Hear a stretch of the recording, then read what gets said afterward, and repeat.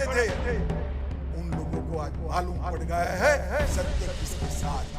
देवेंद्र जी को नेता मानकर चुनाव लड़े और फिर मुख्यमंत्री बनने के लिए विरोधी विचारधारा के तलवे चाटने लगे। आज उनको सत्य क्या है वो परिचय मिल गया। नमस्कार, मैं हूं आंचल सिंह और आप सभी का स्वागत है हमारे चैनल पर। महाराष्ट्र की राजनीति में इस वक्त घमासान मचा हुआ है। शिवसेना का नाम और निशान दोनों एकनाथ शिंदे ने ले लिया है। अब भले ही शिवसेना एकनाथ शिंदे के पास गई हो, लेकिन जिस तरीके से बीजेपी के साथ गठबंधन की सरकार वो चला रहे हैं, सीधे तौर पर उद्धव ठाकरे और संजय राउत बीजेपी पर आरोप लगा रहे हैं। संजय राउत तो ये भी बता रहे हैं कि पूरा सौदा हुआ है, 2000 करोड़ का एक बड़ा सौदा किया गया है नाम और निशान को लेकर। लेकिन वहीं पर जिस तरीके से अमित शाह महाराष्ट्र के दौरे पर पहुंचते हैं और जिस तरीके से वो देवेंद्र फडणवीस और एकनाथ शिंदे के सामने एक बड़ा बयान दे देते हैं, उससे उद्धव ठाकरे और संजय राउत की नींद जो है वो हराम हो गई है। अब आप सभी जानते हैं कि किस तरीके से उद्धव ठाकरे और संजय राउत इस वक्त गम में डूबे हुए हैं। अब ऐसे में अगर एकनाथ शिंदे भी तगड़ा बयान देते हैं और ये बता दें कि जो आरोप वो लगा रहे हैं कहीं ना कहीं बीजेपी उनके साथ खड़ी हुई है, बीजेपी का भरपूर समर्थन है, और इसके साथ ही अमित शाह को लेकर अगर वो ऐसा ही दावा कर दे, फिर आप सोचिए कि कैसा हाल होगा संजय राउत और उद्धव ठाकरे का। अब हुआ भी वही है, संजय राउत और उद्धव ठाकरे के होश उड़ाने वाले बयान एकनाथ शिंदे की तरफ से आए हैं। एकनाथ शिंदे जो कि महाराष्ट्र के मुख्यमंत्री हैं, उन्होंने तो दावा कर दिया कि जो कुछ भी हो रहा है गृह मंत्री अमित शाह उनका समर्थन कर रहे हैं, उनके साथ खड़े हुए हैं, चट्टान की तरह उनके साथ उनके पीछे खड़े हुए हैं, ये एकनाथ शिंदे ने दावा कर दिया है।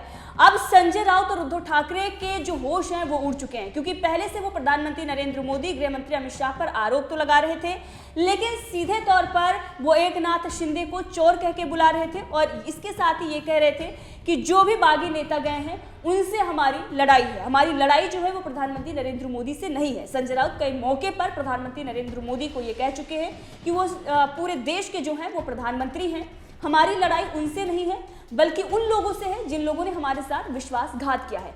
लेकिन अब गृह मंत्री अमित शाह ने जिस तरीके से भाषण देते हुए ये कह दिया कि विश्वासघात, जिन लोगों ने धोखा दिया है उन्हें कभी भी नहीं भूलना चाहिए। अब ये सीधे तौर पर तंज था उद्धव ठाकरे के लिए, लेकिन इसके साथ ही एकनाथ शिंदे ने यहीं पर गृह मंत्री अमित शाह को लेकर एक तगड़ा दावा कर दिया। दरअसल एकनाथ शिंदे ने बयान देते हुए कह दिया कि अमित शाह ने मुझसे कहा था कि शिंदे जी आप आगे बढ़े, हम आपके पीछे चट्टान की तरह खड़े रहेंगे, और उन्होंने वही किया जो उन्होंने कहा था।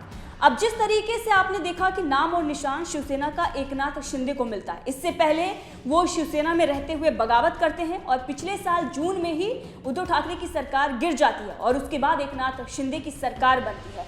और जिस तरीके से अब वो ये बता रहे हैं कि सबके पीछे गृह मंत्री अमित शाह हैं और वो चट्टान के साथ एकनाथ शिंदे के साथ खड़े थे और आज भी वो खड़े हैं।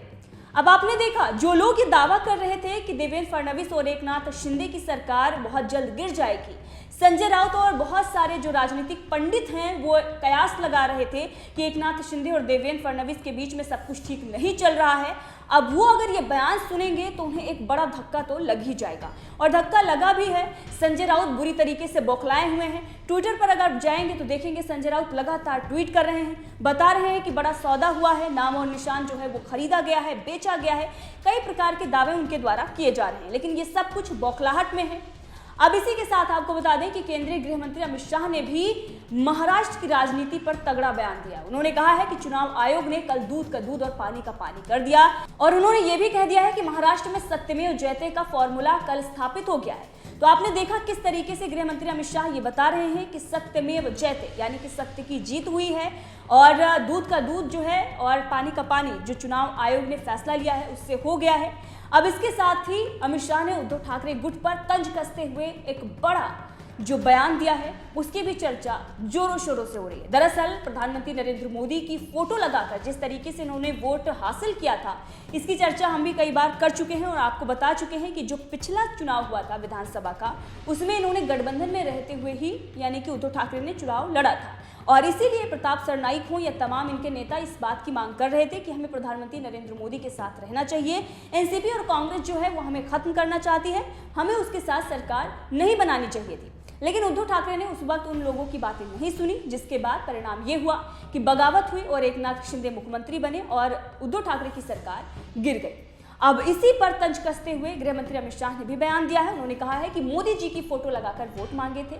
बड़ी फोटो जो थी वो प्रधानमंत्री नरेंद्र मोदी की लगाते थे।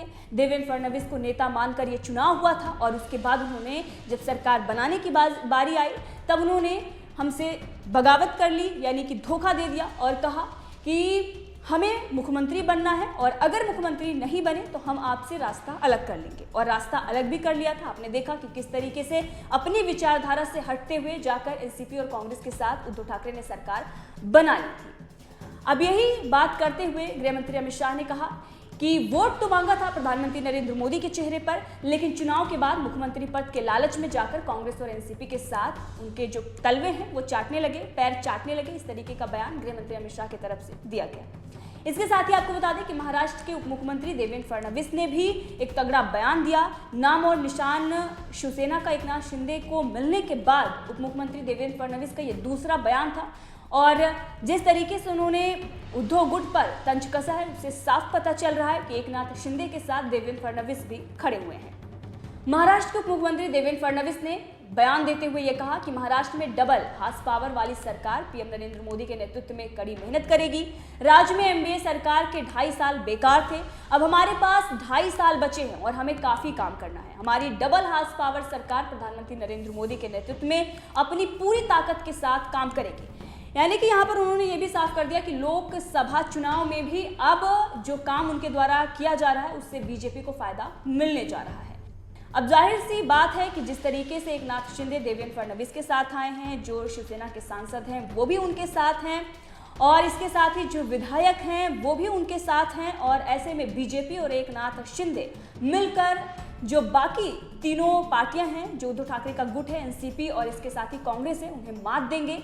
और इसके साथ ही अब जिस तरीके से ऐलान करा जा रहा है महाराष्ट्र में एकनाथ शिंदे, देवेंद्र फडणवीस और अमित शाह की तरफ से, इसे साफ पता चल रहा है कि लोकसभा में सिर्फ और सिर्फ बीजेपी नजर आने वाली है। बहरहाल इस खबर को लेकर आपका क्या कुछ कहना है कमेंट करके जरूर बताइएगा। के चश्मे से देखोगे तो मोदी जी समझ में आएंगे, कार्यकर्ता की भावना से देखोगे तो मोदी जी समझ में। मित्रों, आज मैं यहां आया हूं, कल ही एक बहुत बड़ा विजय हमारी युति को मिला है। शिंदे साहब की शिवसेना को असली शिवसेना और धनुष बाण दोनों मिल गए। एक बार ताली बजाकर इनका स्वागत करिए। और जो लोग झूठ के आधार पर हुंकार भरते थे उन लोगों को आज मालूम पड़ गया है सत्य किसके साथ है। आज मालूम पड़ गया है। गत चुनाव में मैं पार्टी का अध्यक्ष था, चुनाव मिलकर लड़े, अपनी फोटो से बड़ी फोटो मोदी जी की लगाई, देवेंद्र जी को नेता मानकर चुनाव लड़े और फिर मुख्यमंत्री बनने के लिए विरोधी विचारधारा के तलवे चाटने लगे। आज उनको सत्य क्या है वो परिचय मिल गया है। और भारतीय जनता पार्टी के कार्यकर्ताओं ने भी, पुणे के कार्यकर्ता, आसपास के 3 जिलों के कार्यकर्ताओं ने भी आज एक संकल्प कर जाना है, आगामी लोकसभा के चुनाव में महाराष्ट्र की सभी सीटें शिवसेना बीजेपी युति के खाते में आनी चाहिए। मित्रों, चुनाव में हार होता है, पराजय होता है, जीत होती है, विजय होता है, परंतु जो लोग धोखा देते हैं ना उनको कभी बख्शना नहीं चाहिए, वरना धोखा करने वालों की हिम्मत बढ़ती है। कल मैंने शिंदे जी का भाषण सुना, प्रेस कॉन्फ्रेंस सुना। एक पत्रकार ने पूछा कि धनुष बाण आपको मिल गया? उन्होंने कहा ना, धनुष बाण एनसीपी कांग्रेस के यहां गिरो रखाए थे, मैं छुड़ा कर ले आया हूं। हमारी छोड़िए, इन्होंने बाला साहब की विचारधारा और शिव सैनिकों के साथ भी धोखा किया था। आज दूध का दूध, पानी का पानी हो गया है।